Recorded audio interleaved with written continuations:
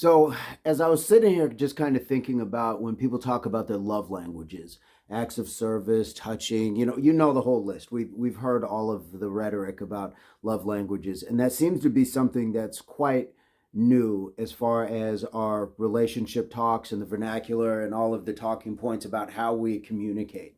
And it's great when you speak a language and you're fluent in your language, but is your language being heard or received from the person you are trying to communicate it to?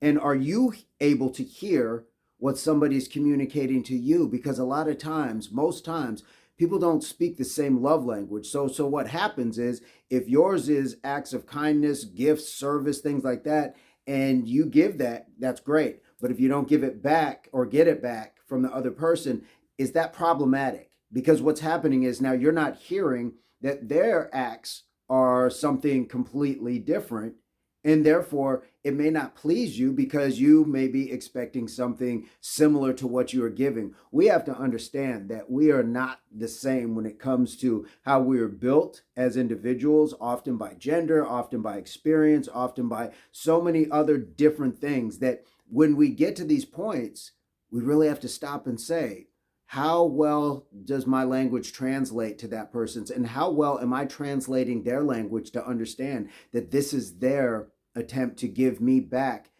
their version of what I'm giving them?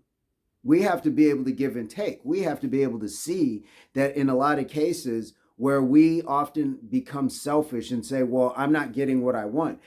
You're not getting what you want, but you are getting something from them. It's just that it doesn't seem the same, or in comparison. Maybe you feel like you're giving more because the acts are different, the language is different. And so, therefore, you are feeling a lot of times that, "Well, this isn't fair. I'm giving more. Why should I have to do this? Why should I have to wait for that? Or why should I have to keep giving in order to not receive enough back?"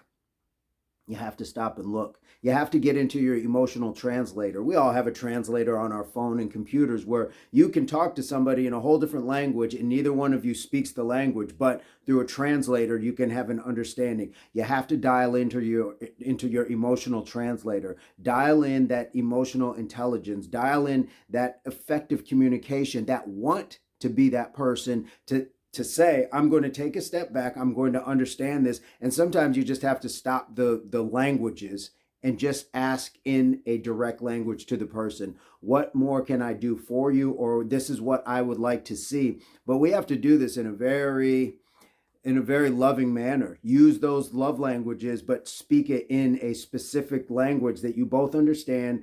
No cryptic, I gave you a gift, so that should mean this. No, I'm asking you. Let's sit down and have a real talk. Let's talk face to face. Let's not try to dress up things and say, well, I'm going to show you how much I can communicate by giving you back rubs, things like that. Because if they don't rub your back in return, it can't be a problem if you don't let them know that you would like a back rub in return. Or if you're not willing to recognize that a back rub, you giving them a back rub and then them, say, washing your car.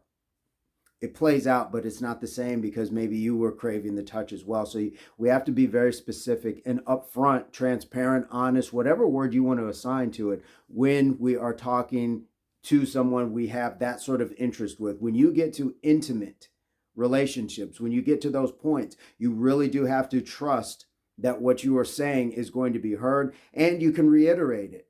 But understand that it's going to take a gentle touch if you want to keep that person, because what you don't want to do is blow someone out the door or hurt feelings and then start to plant the seeds of resentment, because then that doesn't benefit anyone. And I'm sure we've all been there before. What are your thoughts on this? Have you gone through this with the love languages, the services, all of these things, only to be told or maybe feel that it's not even, it's not an even balance?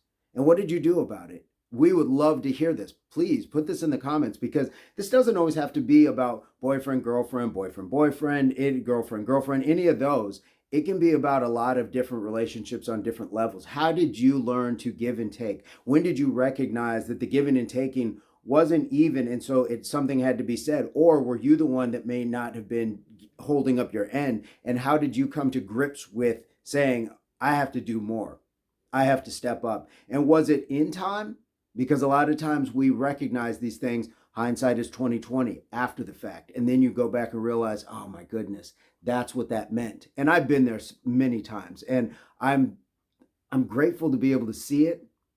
I'm grateful to be able to recognize it and try to apply a better version of myself moving forward to the next time I encroach upon anything, really.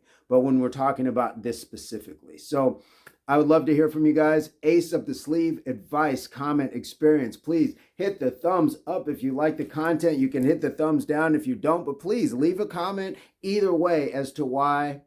The subscriptions are free. As always, I would love for you guys to be able to share this content if you enjoy it with other people. And in the meantime, I hope this finds everybody in a place, pursuit, or beginnings of total health, mind, body, and soul. We'll see you guys soon. Peace, love, unity, solidarity.